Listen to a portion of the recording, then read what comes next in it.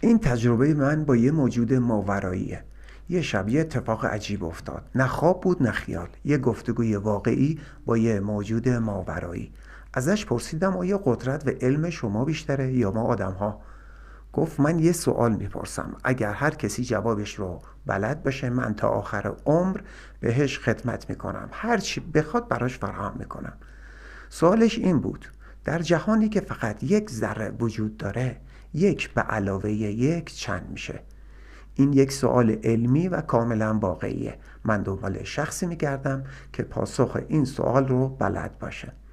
کلیپ کامل رو در یوتیوب اشتراک گذاشتم به اسم گلشن دلارام. اگر فکر میکنی میتونی پاسخ این سوال رو بدی، دایرکت بده تا لینک دعوت رو برات ارسال کنم. اگر از یوتیوب ما رو دنبال میکنی، همین پایین دکمه پلی رو بزن و تجربه من با این موجود رو کامل نگاه کن.